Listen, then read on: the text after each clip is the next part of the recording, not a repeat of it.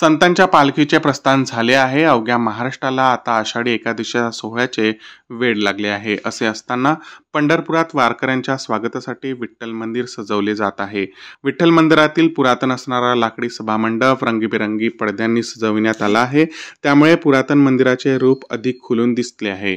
73 कोटी रुपये खर्चाने विठ्ठल मंदिराच्या जतन आणि संवर्धनाचे काम सुरू आहे. या अंतर्गत लाकडी सभामंडप पुन्हा एकदा नव्याने पुरातन स्वरूपात तयार करण्यात आला आहे. छत्रपती संभाजीनगर शहराचा जवळजवळ असलेल्या आडगाव बुद्रुक येथे दूध उत्पादक शेतकरी आक्रमक झाले आहेत. दुधाला 40 रुपये भाव मिळावा.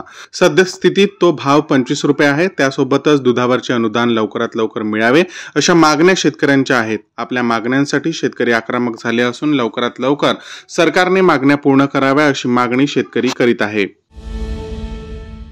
केंद्र सरकारने बुधवारी अधिसूचना काढून मका, कच्चे सूर्यफूल तेल, रिफाइंड मोहरी तेल आणि दूध भुकटीची आयात शुल्क शून्य केली आणि 10,000 टन दूध भुकटी, 5 लाख टन मका, 3 लाख टन कच्चे सूर्यफूल आणि रिफाइंड मोहरी तेल आयातीचा अध्यादेश काढला.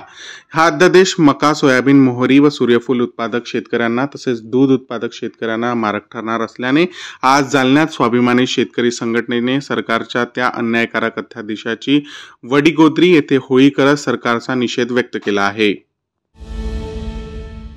समृद्धी महामार्गावर रात्री 11च्या सुमारास भीषण अपघात घडल्याची घटना समोर आली आहे. या अपघातात 7 जणांचा जागेवर दुर्दैवी मृत्यू झाल्याची घटना समोर आली आहे.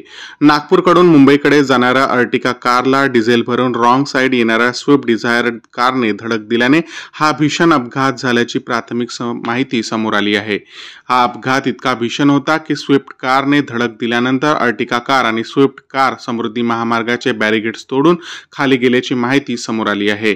या अपघातात 5 ते 6 जणांचा दुर्दैवी मृत्यू झाला आहे, तर 4 ते 5 जण गंभीर जखमी झाल्याने त्यांना उपचारासाठी जिल्हा रुग्णालय रेफर करण्यात आले आहे.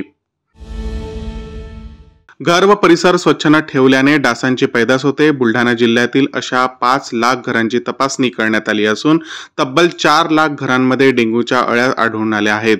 गंभीर बाब म्हणजे 30 रुग्ण डेंग्यूचे तर 12 रुग्ण चिकनगुनियाचे आढळून आल्याने नागरिकांनी आरोग्याची काळजी घेणे गरजेचे झाले आहे. जानेवारी ते मे 2024 पर्यंत जिल्ह्यात डेंग्यू प्रतिबंधात्मक उपाय योजनेअंतर्गत 482 संशयित रक्तजल नमुने तपासण्यात आले आहेत. त्यामुळे 30 रुग्ण डेंग्यूचे आढळून आले, 12 रुग्ण चिकनगुनियाचे आढळून आले आहेत.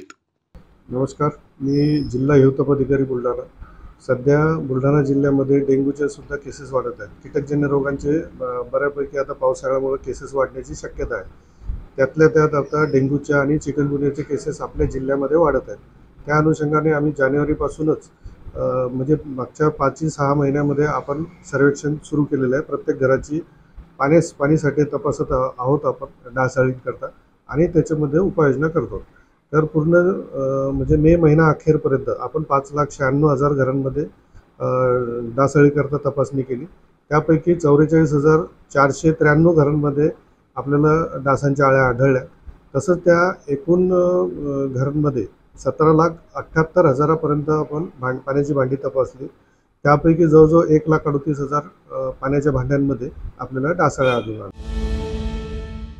शिवसेना गटाचे जिल्हाप्रमुख कुंडलिक खाडे यांच्या अडचणीत चांगलीच वाढ झाली आहे. कुंडलिक खांडेला छत्रपती संभाजीनगर जिल्ह्यातून अटक केली आहे. 2 दिवसांपूर्वी खांडे यांनी कथित ऑडिओ क्लिप व्हायरल झाली होती आणि याचेच पडसाद जिल्ह्यात पाहायला मिळाले आहे.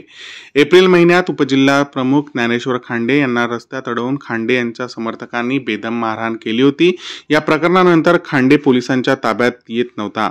अखेर याच प्रकरणात पोलिसांनी ही कारवाई केली. ग्रामीण पोलिसांकडून आज कुंडलिक खांडे याला बीड न्यायालयात हजर केले जाणार असून पोलीस कोठडीची मागणी केली जाणार आहे.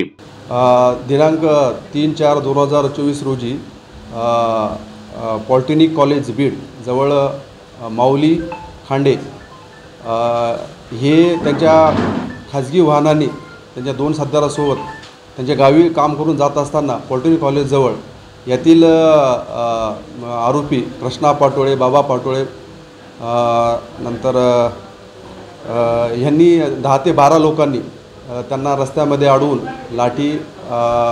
लाठी लोखंडी रॉड यांनी जीवानीशी हल्ला करण्यात आला. त्यामध्ये माऊली खांडे गंभीर जखमी झाले होते. त्यावरून पोलीस स्टेशन बीड ग्रामीण येथे लालासाहेब घुनगाव या आरोपीस यापूर्वीच अटक करण्यात आलेले आहे आणि इतर आरोपी निष्पन्न करण्यात आलेले आहेत। या सदर गुन्ह्यामध्ये आरोपी कुंडलिक हरिभाऊ खांडे यास रात्री 3:25 वाजता अटक करण्यात आलेली आहे।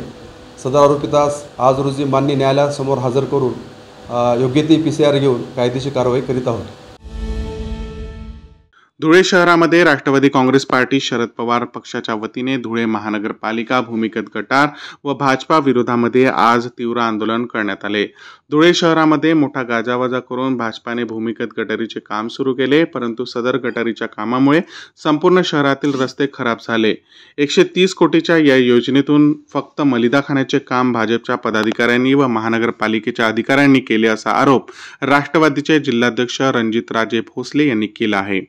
शहरातील देवपूर येथील SHVPS कॉलेज समोर गेल्या 4 वर्षापासून काम चालू आहे। 4 वर्षामध्ये फक्त 15 फूट काम पूर्ण केलेले आहे। सदर कामामुळे 4 वर्षापासून रस्ता बंद करण्यात आला आहे। बंद रस्त्यामुळे ट्रॅफिक जाम होऊन अपघाताचे प्रमाण वाढले आहे। या विरोधात राष्ट्रवादी शरद पवार गट आक्रमक होऊन यावेळी रस्ता रोको आंदोलन करण्यात आले। कल्याण डोंबिवली महानगरपालिका क्षेत्रात अनेक मोठे उपक्रम राबवले जात असून शहराला स्मार्ट करण्यासाठी मोठमोठ्या घोषणा केल्या जात आहे। मात्र असं असलं तरी अधिक पाणी टंचाई नागरिक त्रस्त असताना आता दुसरीकडे दूषित पाणी नळाला येत असल्याने नागरिकांकडून संताप व्यक्त होताना दिसत आहे। कल्याण पूर्वेकडील पिसवली परिसरात अमरदीप कॉलनी इथे गेल्या 15 दिवसापासून दूषित पाणी पुरवठा केला जातोय। या संदर्भात आम्ही महानगरपालिका प्रशासनाकडे वारंवार पाठपुरावा करत असून आमच्या समस्येकडे कोणीच लक्ष द्यायला तयार नाहीये। या दूषित पाण्यामुळे कुटुंबातील विशेषतः लहान मुलं आजारी पडण्याचं प्रमाण वाढलं आहे। दूषित पाणी पुरवठा बंद करण्यात यावा अशी मागणी आता जोर धरू लागली आहे।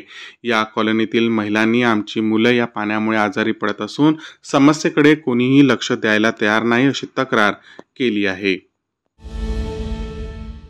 मुख्यमंत्री माझी लाडकी बहीण योजनेसाठी महिलांचे वय 21 ते 60 वर्षे वयोगट असणे आवश्यक आहे। त्या विवाहित, विधवा, घटस्फोटित, परित्यक्त्या, निराधार महिला असणे आवश्यक आहे। त्या महाराष्ट्रातील रहिवासी असल्याबाबतचे रहिवास अधिवास प्रमाणपत्र, कुटुंब प्रमुखाचे उत्पन्न 2.5 लाखांपर्यंत असावे। बँकेमध्ये सदर महिलांचे नावे खाते असावे। रॅशन कार्डमध्ये सदर महिलेचे नाव समाविष्ट असावे।